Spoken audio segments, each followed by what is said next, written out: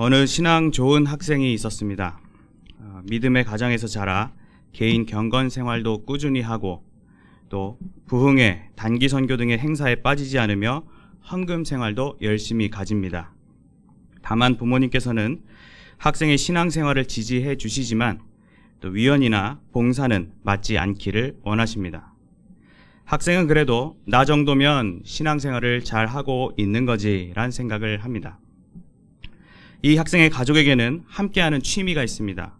그것은 바로 여행입니다. 부모님은 자녀에게 여행보다 좋은 교육은 없다고 생각하기에 기회만 되면 여행을 떠납니다. 그런데 맞벌이 생활로 평일에 움직이기 힘든 부모님의 일정상 언젠가부터 가족은 주의를 끼워서 여행 계획을 세우기 시작했습니다. 처음에는 다니던 교회가 마음에 걸렸지만 그 아버지께서 이런 기회에 여행지 근처에 교회들을 찾아 예배드리면 목회자분들에게 힘도 줄 수 있고 좋잖아. 반드시 본 교회에서 주일 예배를 드려야 한다는 생각을 버리고 1년에 한두 번쯤은 여행지에 있는 그 교회에서 예배를 드려보자. 어쩌면 주일을 더 풍성한 은혜 속에서 보낼 수 있을지도 몰라고 하는 말씀에 가족들은 고개를 끄덕였습니다. 실제로 그곳에서 만날 목회자분들에게 드릴 선물을 준비해서 찾아가기도 하였습니다. 그런데 몇 번 그렇게 하다 보니 여행지에는 생각보다 교회가 없는 곳이 많았고 또 가더라도 낯선 손님 취급을 당하곤 하였습니다. 무엇보다 교회 부근에 숙소나 일정을 잡다 보니 여행 동선 전체가 모호하게 꼬이는 경우가 발생했습니다. 이렇게 어렵게 찾아간 교회에서 어울리지 못한 채 형식적인 예배만 드리고 돌아오던 어느 날 부모님은 결심한 듯 말씀했습니다. 우리 굳이 교회라는 건물에 얽매이지 말자. 우리가 곧 교회인데 장소가 어디면 어때? 호텔 방에서도 우리 4식구가 예배 드릴 수 있어. 교회가 아니면 어때? 하나님이 임재하시면 거기가 교회지. 어디서든 주일을 거룩하게만 보내면 되는 거 아니야? 이후 그 가족은 여행을 갈 때면 주일에는 다른 일정을 잡지 않고 거기가 어디건 그곳에서 가족이 함께 예배를 드리고 하나님에 대해 묵상하며 그런 쉼과 은혜가 있는 하루를 보내기로 했습니다. 그런데 또 그렇게 몇 번을 하다 보니 스멀스멀 그것이 아깝다는 생각이 들기 시작했습니다. 겨우 휴가 내고 경비 들여 이곳까지 여행을 왔는데 부지런히 돌아다녀도 다 못 보고 가는 게 많을 텐데 주일이라고 하루를 일정 없이 보내는 건 아닌 것 같아 라고 아버지가 말했습니다. 맞아요. 우리끼리 드리는 예배도 한계가 있는 것 같아요. 점점 형식적으로 치우치는 것 같아서 이걸 꼭 해야 하나 싶었어요 라고 어머니도 맞장구를 쳤습니다. 결국 부모님은 결론을 내렸습니다. 꼭 모여서 찬송 부르고 성경 부르는 것만이 예배가 아니야. 아름다운 자연을 보면서 창조주 하나님의 영광과 그 기쁨을 느끼고 오묘한 섭리를 찬양하는 게 더 아름다운 예배지 라고 하면서 이제 가족은 주일에 구애받지 않고 여행을 즐기기로 하였답니다. 학생은 이따금 우리 가정이 믿지 않는 가정과 다른 점이 무엇일까? 즐거워하는 대상도 그 즐거움을 찾는 방법도 방식도 똑같은데 라는 생각이 들기도 했지만 현재의 삶이 만족스러운 관계로 더 이상 깊이 고민하지 않기로 했습니다. 여러분은 이 이야기를 들으며 어떤 생각이 들었습니까? 예배에 관한 책에서 접한 이야기를 조금 각색해 본 것인데 충분히 발생할 수 있는 현 시대 가정의 모습을 전하는 것 같습니다. 혹시 지금 펜과 종이를 갖고 계시다면 예배라는 두 글자를 한번 써보시기 바랍니다. 우리 운동한 여러분은 그 예배라는 단어를 읽을 때 어떤 감정이 드십니까? 예배, 신앙인들에게 있어 정말 중요한 용어이고 가슴 뛰어야 할 행위임에도 우리는 익숙함을 넘어 존재감조차 크게 느껴지지 않는 시대를 살아가고 또는 그런 신앙 생활을 하고 있지 않은가 생각해 봅니다. 특별히 알돌이란 이름으로 세움받은 여러분은 늘 예배를 가까이 해야 하고 또 준비하고 섬기기도 하는 자들인 만큼 예배 생활에 관해 잘 점검할 필요가 있습니다. 또한 코로나19 시대 속 하나님 존전 의식은 위협받고 망가지기 쉬운 특수한 환경 속에 놓이게 된 만큼 우리는 이 부분에 있어 고삐를 더욱 강하게 조이는 영적 태세를 갖추어야 합니다. 이 시간에는 SFC를 움직이고 또 세상을 움직여야 할 알돌들이 점차 잃어가고 있는 예배의 참된 의미와 가치를 회복하기 위해 다시 점검하고 확립해야 할 기본 정신이 무엇인지 함께 생각해 보고자 합니다. 첫째로 알돌의 예배 생활은 구원의 능력을 받았을 때 시작됩니다. 함께 본문 19절, 20절을 함께 읽어보겠습니다.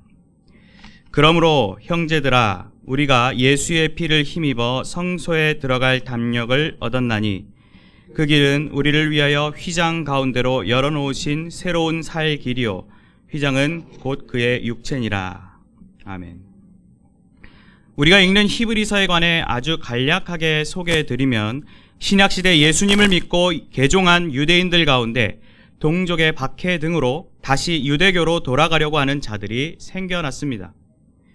그런 유대인들을 향해 예수 그리스도의 위대하심을 다시금 강조하면서 믿음의 삶을 놓치지 말길 권면하는 확인되지 않은 어느 저자의 서신이 바로 이 히브리서입니다. 저자는 앞서 예수 그리스도의 우월하심과 뛰어난 제사장으로서의 사역을 강조한 후 오늘 본문을 시작으로 실천적인 권면을 합니다. 본문을 여는 그러므로 라는 말은 그리스도께서 자신의 피로써 단번에 제사를 드리심으로 영원한 제사장이 되신다는 사실을 종합해 주는 표현입니다. 즉 앞선 내용을 정리한 중요한 교훈이 이어질 것이기에 우리는 성경을 볼 때 이런 표현에 주목할 필요가 있습니다. 이어서 저자는 형제들아 라고 불렀는데 이는 수신자를 하나의 공동체로 여기며 애정을 드러내는 동시에 중요한 권면을 말하기 위해 다시금 주목시키도록 호명한 것으로 볼 수 있습니다. 이렇게 그러므로 형제들아 라고 부른 저자는 이제 무엇을 말합니까? 그는 우리가 예수의 피를 힘입어 성소에 들어갈 담력을 얻었다고 말하고 있습니다. 즉 우리는 성소에 들어갈 담력이 없던 자들인데 그 담력을 얻게 되었다는 것입니다. 담력이란 파르레시아라는 단어로 곧 하나님 앞에 자유롭게 나아갈 수 있는 권리를 의미합니다. 인간은 마음으로 보나 말과 행동으로 보나 하나님 앞에 나갈 자격 없는 죄인이요 사망의 존재일 뿐입니다. 사실 그 모습 그대로 하나님 앞에 나아가기란 참으로 두려운 일입니다. 그런 모습은 공의의 하나님 앞에서 죄에 따른 중한 형벌을 받아 마땅한 보잘것없는 모습이기 때문입니다. 만약 그럼에도 두려움이 없다면 양심이 고장났거나 실종해서라고밖에 설명할 수 없을 것입니다. 그런데 놀랍게도 저자는 그런 우리가 성소에 들어갈 담력을 얻었다고 말하고 있습니다. 무슨 수로 권리를 얻어 자유롭고 호기롭게 저 하늘의 지성소로 나아가게 된 것입니까? 그것은 내 안에서 발생한 특별한 능력이나 물리적 힘 때문이 아닙니다. 무슨 우연도 아니고 돈으로 산 것도 아닙니다. 그것은 오직 예수 그리스도의 십자가상에서 흘린 피로 인한 것이었습니다. 20절에서는 그러한 담력에 관하여 상세히 설명하는데 바로 예수 그리스도의 십자가 희생 사역이 성소로 들어갈 수 있는 길로서 소개됩니다. 그 길은 우리를 위하여 휘장 가운데로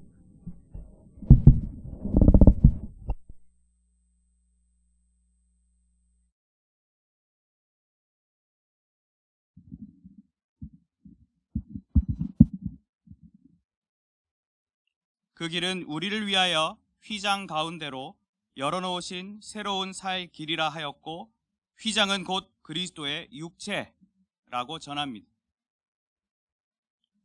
마태복음 27장을 비롯해 공관복음을 보면 예수님께서 십자가 위에서 큰 소리를 지르시고 그 영혼이 떠나가신 후 성소 휘장이 위로부터 아래까지 찢어져 둘이 되었다라는 기사가 있습니다. 이는 구약시대 대제사장이 지성소에 들어가기 위해서는 필수적으로 휘장을 열고 들어가야 되는데 바로 예수님의 십자가 희생 제사로 인해 새로운 살 길이 생겨났다는 사실을 우리에게 제공합니다. 이 길이 보여주는 두 가지 큰 특징이 있습니다. 먼저 새로운 길이라 합니다. 즉 이 길은 역사에 없던 완전히 새로운 길이고 새 언약 위에 펼쳐진 전혀 다른 차원의 길이라 할 수 있습니다. 이를 통해서만 하늘의 성소로 나아갈 수 있습니다. 또한 살 길이라는 사실입니다. 이는 그 길이 생명을 목적지로 하여 인도한다는 것으로 그 길만 잘 따라간다면 우리는 생명의 주권자 되시는 하나님께 영원한 생명의 복을 받아 누리게 될 것입니다. 요한복음 14장 6절에서 내가 길이요 진리요 생명이니 나로 말미암지 않고는 아버지께로 올 자가 없느니라 예수님의 교훈이 오늘 본문에서 다시금 상기되고 있으며 주님을 바라보도록 이끌어줍니다. 이 얼마나 크고 복된 은혜의 소식입니까? 만약 그러한 감동과 은혜가 여러분 마음에 조금이라도 든다면 그것이 여러분에게 예배를 드려야 할 가장 근본적이고 중요한 이유로 자리 잡아야 합니다. 알뜰 여러분, 만일 여러분이 학교나 식당에서 발열 체크를 할 때 고온으로 측정된다면 들어갈 자격이 없을 것입니다. 교통카드에 잔액이 없고 티켓을 구입하지 않아 놓고 버스나 극장 같은 데 들어가는 것은 우리의 상식으로는 불가능합니다. 이와 마찬가지로 우리가 구원받지 못한 자였더라면, 예수님의 죽으심, 보혈의 은혜가 없었더라면 하나님 앞에 나아갈 길조차 찾을 수 없는 영원히 불행한 자들이라는 사실을 기억하시기 바랍니다. 그런 불행한 자들은 막무가내로 들어갈 수도 없고 눈 감아줄 이도 없습니다. 그리스도의 피가 없다면 제 아무리 수를 써봤자 소용이 없는 것입니다. 즉 여러분은 SFC 위원이기 때문에 예배를 드리는 것이 아니고 구원받은 하나님의 백성이기 때문에 드리는 것입니다. 여러분은 위원으로 예배를 섬겨주는 것이 절대 아니고 자격 없는 죄인, 죽어 마땅한 죄인인 나를 위해 예수 그리스도께서 십자가상에서 피 흘려 돌아가신 덕분에 권리를 부여받아, 아니 거저받아 예배를 드릴 수 있는 것입니다. 여러분의 삶 속에 그리스도의 보혈의 은혜가 얼마나 큰 감사의 제목으로 자리 잡고 있습니까? 예배의 자리에 앉아 예배를 드릴 수 있음이 얼마나 큰 감격과 흥분으로 느껴지고 있습니까? 그런 중요한 요소를 망각한 채 예배에 그저 단순히 참석하고 심지어 겉으로의 열심만을 가진다면 눈이나 구덩이에 빠진 채 헛바퀴만 힘차게 돌아가고 있는 절망적인 자동차의 모습과 같을 것입니다.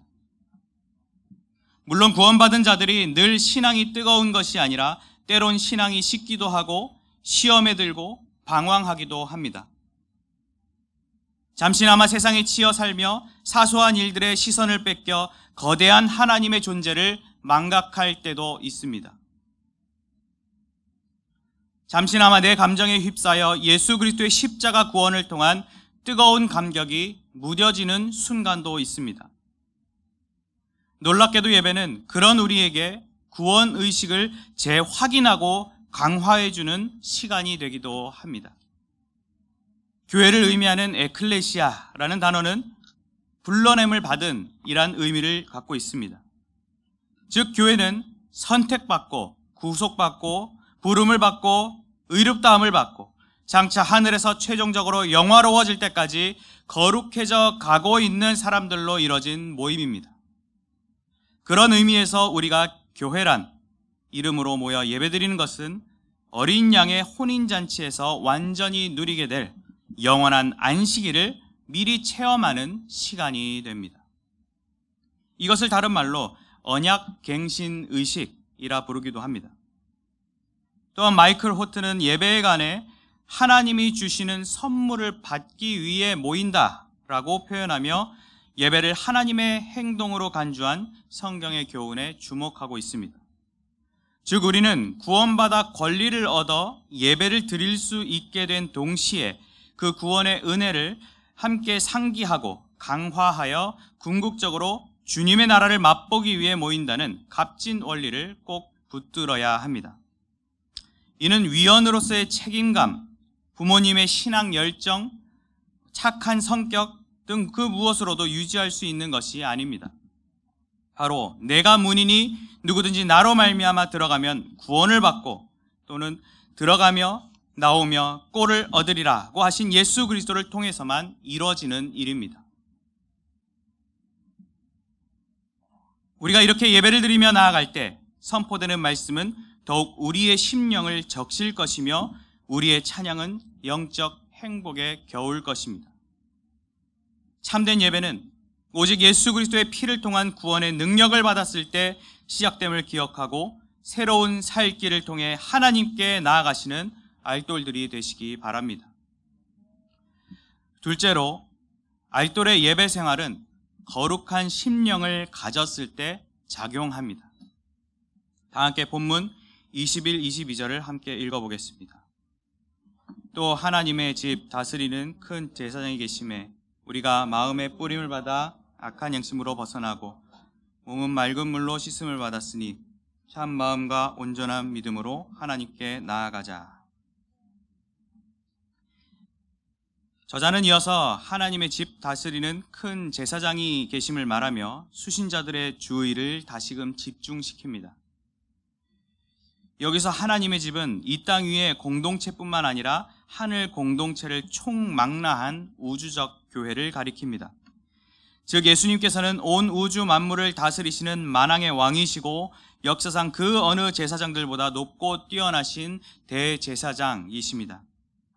본문은 이제 그 대제사장의 특별한 보혈의 공로로 인해 나타나는 효력을 소개합니다. 먼저 우리가 마음의 뿌림을 받았다고 합니다. 출애굽기나 레위기에 보면 제사장들이 피를 옷에 뿌려 거룩함을 입는 장면을 연결지어 생각해 볼 수 있는데 본문에 뿌림받아 악한 양심으로부터 벗어났다는 이 표현에도 그러한 거룩함이 드러납니다. 우리는 본성 자체가 악하며 악한 날들을 통과하고 있기에 양심이 더럽혀진 불행한 삶을 살던 자들입니다. 그러나 우리는 앞절에서 생각한 대로 그리스도의 피로 하나님 앞에 나아갈 권리를 얻게 되었습니다. 그 피가 속량을 이뤘고 화평을 이루었습니다. 요한일서의 표현대로 예수의 피가 우리의 모든 죄에서 깨끗하게 하셨습니다. 그렇게 죄에서의 해방을 얻은 우리는 그 피에 참여하며 거룩한 길로 걸어가게 되었습니다. 어린 양의 피에 그 옷을 씻어 희게 하였느니라고 한 요한계시록의 표현처럼 우리는 새로운 존재가 된 자들인 것입니다. 이어서 몸은 맑은 물로 씻음을 받았다고 하였는데 이는 단순하게 생각할 때 물로 세례받는 것을 가리킵니다. 세례는 공회 앞에서 자신의 죄인됨과 믿음으로 구원받았음을 그 입으로 고백하는 그 순간에 이뤄집니다. 즉 몸이 맑은 물로 씻음 받았다는 것은 자신의 내적 정결함이 그 외적인 표식으로 드러나는 것, 즉 신앙 고백과 행동 등으로 나타났다는 말입니다. 동시에 그것은 칼빈의 주회를 쫓아 궁극적으로 성령을 의미하는 것으로 이해할 수도 있습니다. 고린도전서 6장 11절에 주 예수 그리스도의 이름과 우리 하나님의 성령 안에서 씻음과 거룩함과 의롭다 하심을 받았느니라고 하신 말씀이 우리에게 좋은 근거가 됩니다. 결론적으로 우리가 예수 그리스도의 십자가 보혈 덕분에 악한 양심으로 벗어나고 몸은 씻음을 받는 거룩한 심령을 성령의 도우심으로 얻게 되는 것입니다. 그러한 거룩한 심령을 얻은 자들을 향해 저자는 참 마음과 온전한 믿음으로 하나님께 나아가자라고 제안합니다. 여기서 참 마음은 중생인의 마음으로 하나님 나라를 바라볼 수 있는 순결한 마음을 의미합니다. 또한 온전한 믿음은 곧 구원에 대한 확신을 가리키는데 여기서 온전한이란 표현은 충만이란 의미를 담고 있으며 그 믿음의 분량이 그리스도의 장성한 분량에 이를 만큼 성숙하고 넘쳐나는 수준으로 이해할 수 있습니다. 세상 사람들이 삶 속에서 답을 찾지 못한 채 방황하고 절망하는 것은 바로 하나님의 나라를 볼 수 없는 죄된 심령을 지녔기 때문입니다. 그들은 구원에 대한 확신마저 없기에 결코 하나님께로 나아갈 수 없습니다.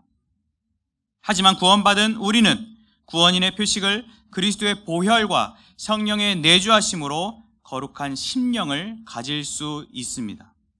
그러한 거룩한 심령이 우리 안에 자리 잡았을 때 우리의 예배는 온전히 작용하며 성숙하게 됩니다.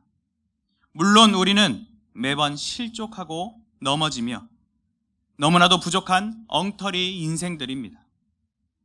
하지만 로마서 8장 26절에 성령도 우리의 연약함을 도우시나니 라고 하신 말씀과 같이, 또 빌립보서 1장 19절에 그리스도의 성령의 도우심으로 나를 구원에 이르게 할 줄 아는 고로 라고 한 것처럼 이 죄 많고 소망 없는 저와 여러분에게 성령 하나님께서 찾아오십니다.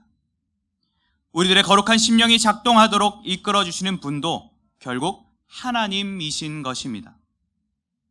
저와 여러분에게 있어 이 부분은 매우 중요한 요소입니다. 왜냐하면 이 자리에 있는 우리는 구원받았음을 이미 믿고 고백하는 자들로 모인 모임이기 때문입니다.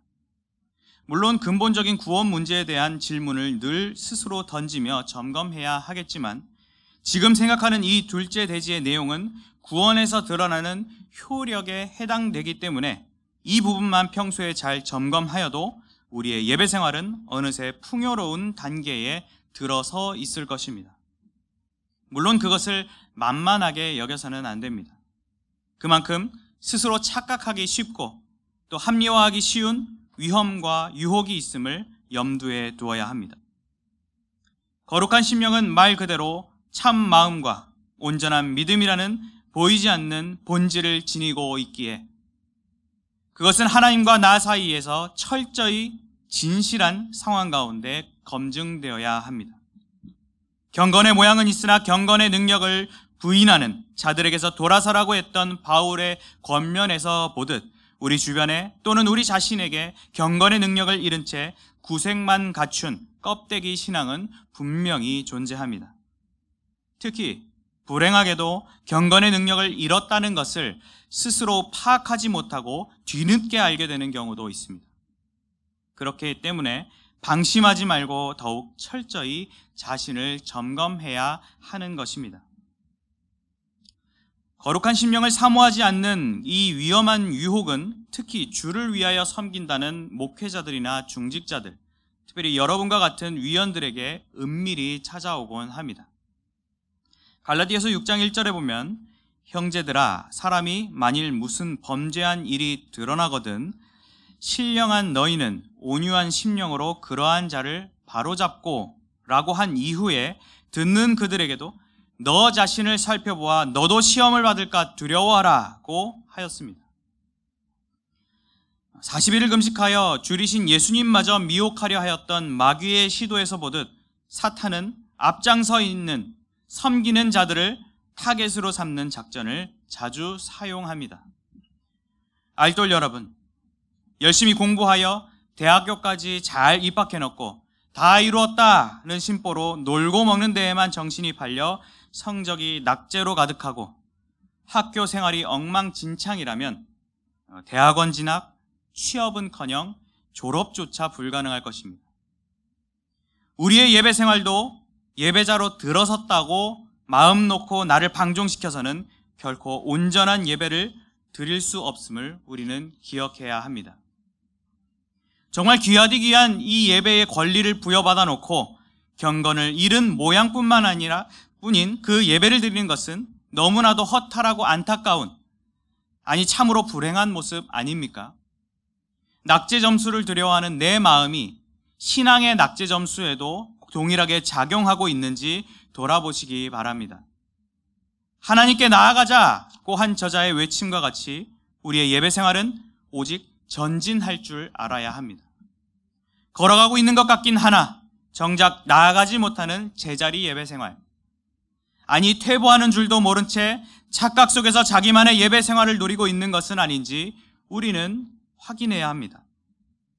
다시금 나의 예배 생활이 거룩하고 뜨거운 심령으로 채워지고 무장되어 있는지, 아니면 예배의 본 의미는 상실한 채 모양뿐인 예배를 드리고 있는지 살아계신 하나님 앞에서 진지하게 확인해 보시기 바랍니다. 모르던 사이에 음식이나 벽 등에 피어버린 곰팡이나 잘 닫아놓은 쌀독에서도 생기는 쌀벌레와 같이 은밀하게 나의 예배 생활을 좀 먹고 있는 불경건의 심령을 찾아내시기 바랍니다. 혹 그런 모습을 발견했을 때 물론 반성해야 하지만 또 크게 좌절할 필요는 없습니다. 발견한 즉시 회개와 간구라는 백신을 통해 우리는 이내 예배를 위한 강한 용사로 거듭날 수 있습니다. 지금도 주께서는 우리를 대하여 오래 참으시고 다 회개하기에 이르기를 원하시는 분이십니다. 우리가 회개하며 주님께 맡기기만 한다면 평강의 하나님께서 속히 사탄을 너희 발 아래에서 상하게 하시리라고 하셨던 로마서의 교훈과 같이 속히 은혜의 자리로 이끌어 주실 것입니다. 다시 저와 여러분의 시선을 하나님의 집 다스리는 큰 제사장이신 예수 그리스도께로 맞춰보기 원합니다.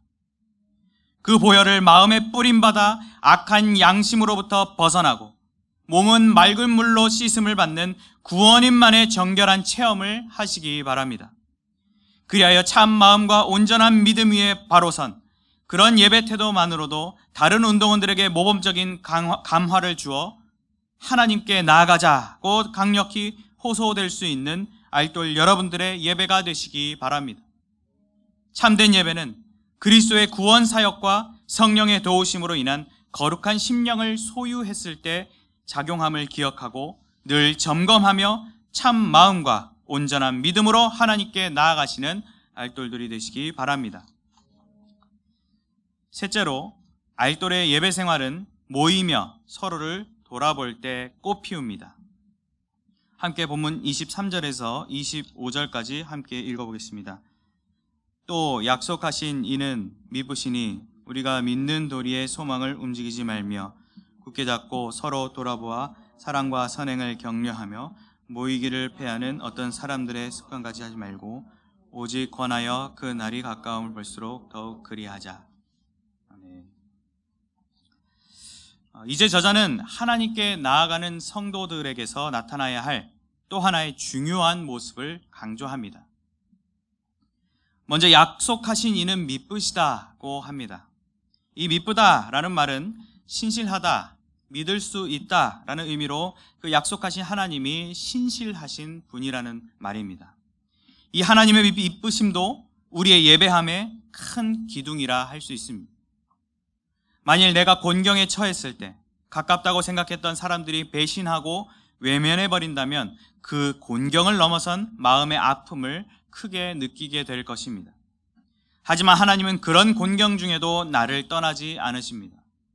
정작 찾고 매달려야 할 사람들인 우리는 잊고 망각하며 때론 외면하지만 오히려 끌어안아 주시고 생명의 길로 인도하시는 분이 바로 하나님 아버지이십니다. 그런 하나님이시기 때문에 우리가 믿는 도리의 소망, 곧 하나님을 믿고 주로 고백하는 자로서 갖게 되는 소망이 있는데 그것을 흔들림 없이 아주 굳건하게 붙잡으라는 것입니다. 참으로 거대한 은혜가 아닙니까? 그런데 하나님께서는 그러한 은혜를 나에게만이 아닌 다른 영혼들에게도 베풀어 주셨습니다. 주님께서는 택한 자들을 믿음의 공동체로 삼아주시어 한 형제 자매요 또 지체로서 함께 믿음의 여정을 걷도록 평안에 매는 줄로 하나 되게 하셨습니다. 24절에서 서로 돌아보아 라고 하듯 이 글이 특정 수신자에게만 보내는 것이 아니라 복수의 수신자들을 향한 서신인 것을 잘 보여줍니다. 그런데 여기서 사용된 돌아보다는 표현은 그냥 주변을 쓱 훑어보는 정도로 이해해서는 안 됩니다. 이는 히브리서 3장 1절에서 우리가 자주 들어본 예수를 깊이 생각하라는 표현과 동일한 표현입니다. 즉 우리는 하나님께서 공동체로 삼아주신 이들을 진심 어린 마음과 깊은 관심 가운데 서로 돌아보아야 합니다. 그에 대한 좀 더 구체적인 지침으로 저자는 사랑과 선행을 격려하는 모습을 권면합니다. 아마도 당시에 그 유대인과 이방인의 관계 등으로 사랑과 선행의 모습을 잃어가거나 침해당하고 있었던 것 같습니다. 하지만 구원으로 드러난 그 누구도 끊을 수 없는 하나님의 사랑과 은혜를 체험한 자들이라면 마땅히 그 자신도 받은 사랑의 마음을 품고 실제로 실천하며 그것을 적극적으로 격려하는 아름다운 운동에 동참해야 합니다. 이것이 구원인 이후 예배자된 저와 여러분이 가져야 할 모습입니다. 예배에도 그러한 교제의 요소와 의미들이 있고 우리는 공예배 등을 통해 같은 믿음을 공유하는 성도들과 한 하나님을 예배합니다. 또 한 교회를 이루어 다양한 영적 교제를 가지며 주님의 나라 확장과 그 영광을 위한 일들을 펼쳐나갑니다. 이 일에 동참하는 사람들의 모습은 결코 세상과 같지 않습니다. 분위기에 휩쓸려 세상의 습관과 유행을 따르려 하지 않고 세상의 조롱과 핍박에도 꿋꿋이 주님의 뜻을 이뤄갈 뿐입니다. 그럼에도 세상은 끊임없이 신자들을 향해 악한 영향력을 발휘하는데 본문에서는 그런 세상의 습성 중에 모이기를 패하는 모습을 언급합니다. 이는 당시에 유대주의자일 수도 있고 또 영지주의자들일 수도 있고 특별히 핍박이 두려워 교회에서 나가 떨어지면서 그 교회의 모임을 해하는 데 앞장선 이들을 가리킬 가능성이 있습니다. 그 무리의 정체나 형태가 어떠했든 간에 그들은 주님의 이름으로 모이는 자들을 막으려는 자들이었고 사탄이 원하는 일을 하는 자들이었습니다. 저자는 그런 자들의 습관과 같이 하지 말고 라고 단호히 강조합니다. 그리스도를 믿으며 그분의 몸을 이루는 자라면 우리의 화평이시고 둘로 하나를 만드사 원수된 것 곧 중간에 막힌 담을 자기 육체로 허신 주님의 위대한 사역을 다시금 생각해야 합니다. 혹 그 막힌 담을 다시 세우는 어리석은 아니 악한 자가 되어서는 안 되는 것입니다. 본문에 이어서 오직 권하여라고 한 것은 가능한 한 모든 측면에서 방법을 찾아 교회를 중심으로 모이기에 힘써야 하는 강조라 할 수 있습니다. 저와 여러분이 하나님께 나아감에 있어 이렇게 모이고 사랑과 선행을 격려하는 그 모습을 갖추어야 하는 무슨 중요하고 급한 이유가 있기에 본문은 우리에게 이렇게 강조하는 것이겠습니까? 그 궁극적이고 시급하며 마땅한 이유는 바로 마지막 날이 가까워져 오기에 그렇습니다.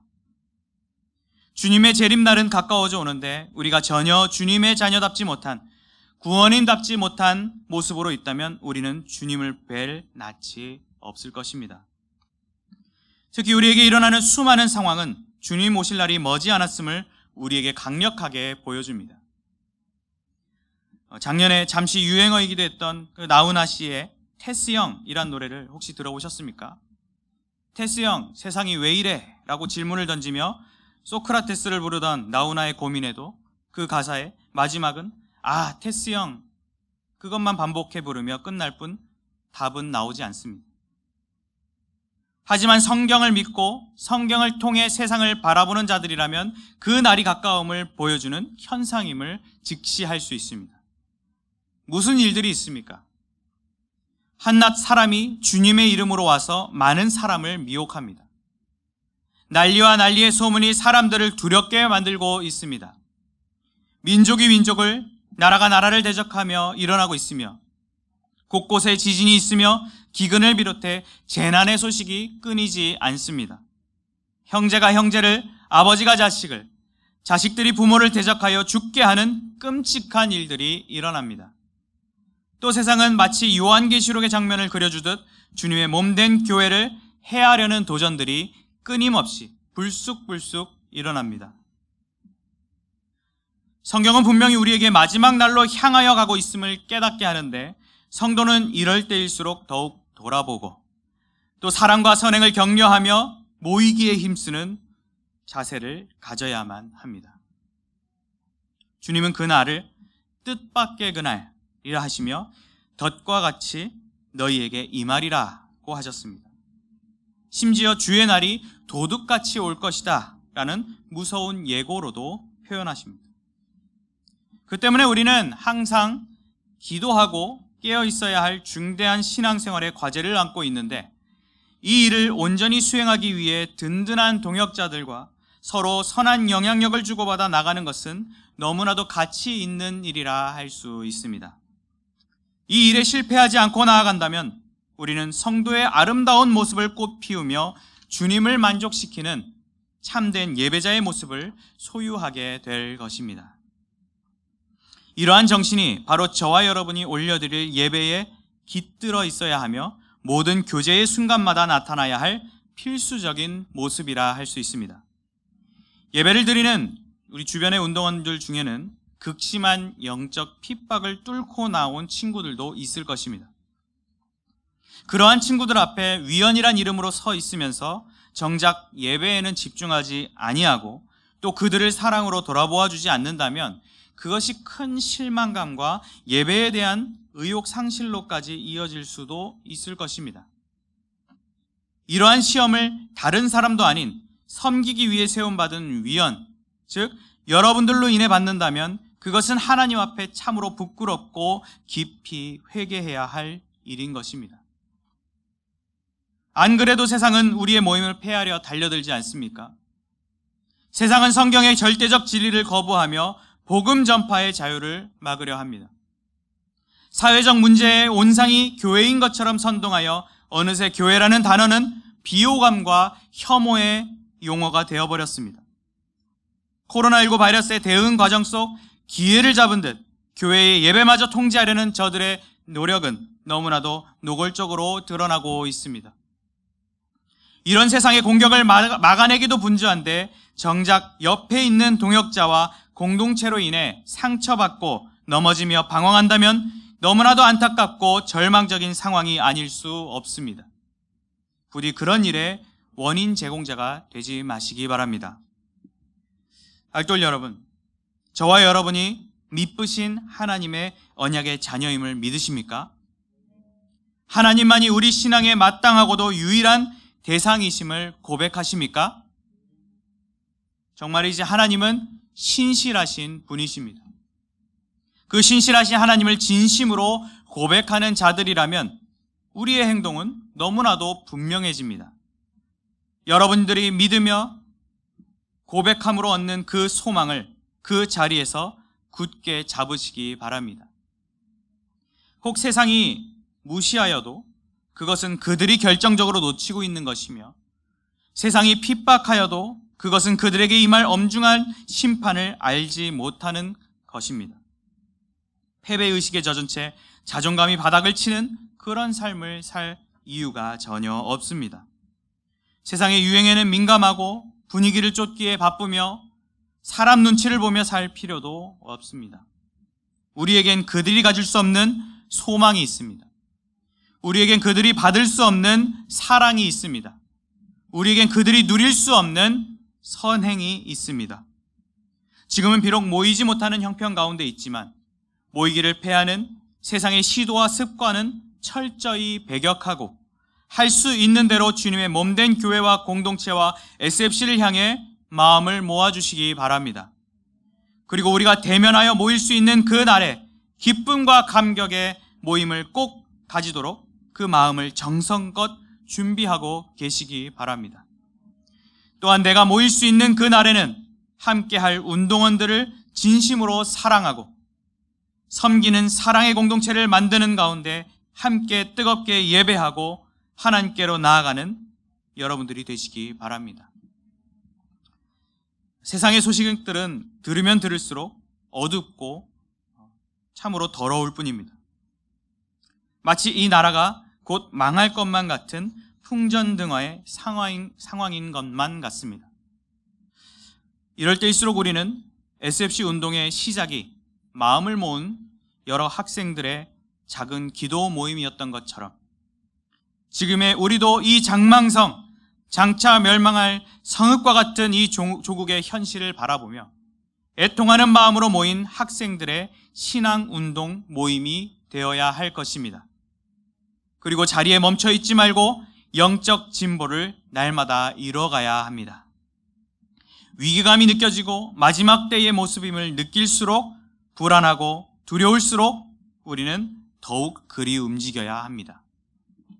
학생신앙운동 그리고 알돌이란 이름으로 함께 종말의 시대에 부름을 받았음을 기억하며 늘 마음과 시간과 정성을 모아 서로를 돌아봄으로 참된 예배자이자 삶까지도 예배자들인 자들로 살아가시길 소망합니다. 참된 예배는 사랑과 선행으로 무장한 가운데 모이기에 힘쓰며 서로를 돌아볼 때 아름답게 꽃 피운다는 것을 기억하고 늘 삶의 좋은 결실들을 들고 하나님께 나아가시는 알돌들이 되시길 바랍니다. 사랑하는 SFC 알돌 여러분, 여러분은 과연 어떤 모습으로 하나님께 나아가고 계십니까? 얼마 전 그 스타벅스에서 플레이모빌이라는 한정판 피규어 장난감을 시리즈로 출시한 일이 있었습니다. 이 인기가 실로 대단하여 아침부터 줄을 서는 진풍경이 펼쳐졌고 중고 거래 카페 등에서는 기존의 5배 정도에 달하는 가격으로 거래되었다고도 합니다.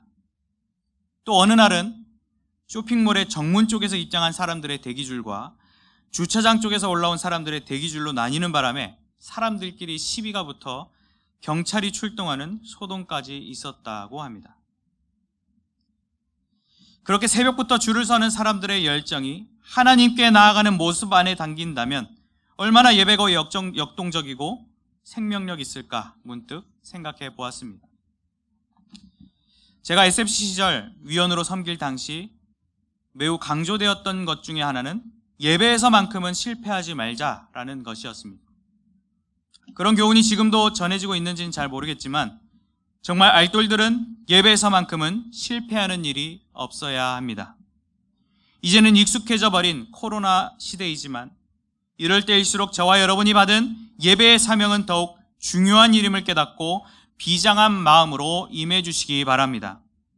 여러분들이 참된 구원자로서 또 온전히 하나님께 나아가고 그 삶에서도 예배자적 삶, 신앙 공동체다운 그런 모습을 겸비한다면 가깝게는 그 감격이 운동원들에게도 선한 영향력을 끼쳐 SFC의 예배가 살아날 것이며 분명 조국 교회가 일어났던 것들처럼 악동과 같은 여러분들의 뜨거운 영향력으로 조국 교회와 세상은 주님의 뜻에 발맞추어 변혁되어 갈 것입니다. 마지막 그 날은 점차 가까워져 오고 있습니다. 그럴수록 세상은 우리가 마치 패배한 자들인 것으로 착각하게 하려고 합니다. 하지만 결코 우리는 두려워하지도 낙심하지도 않으며 그럴 때일수록 더욱 구원받은 동역자들과 함께 서로를 돌아보며 하나님께 두 손 들고 나아갈 뿐입니다. 바로 우리를 이기게 하시며 평안케 하시는 하나님께로 말입니다. 그 귀한 일에 알돌이라는 이름으로 부름을 받았음을 다시금 감사하시고 받은 사명을 예배자된 나의 모습을 찾아가며 재확인해 가시는 밤이 되시길 바랍니다. 구원의 능력을 받음으로 시작되는 예배, 거룩한 심령을 가짐으로 작용하는 예배, 모이며 서로를 돌아봄으로 아름답게 꽃 피우는 예배를 드리며 하나님께 나아가는 운동원 여러분들이 되시길 주님의 이름으로 간절히 축원합니다.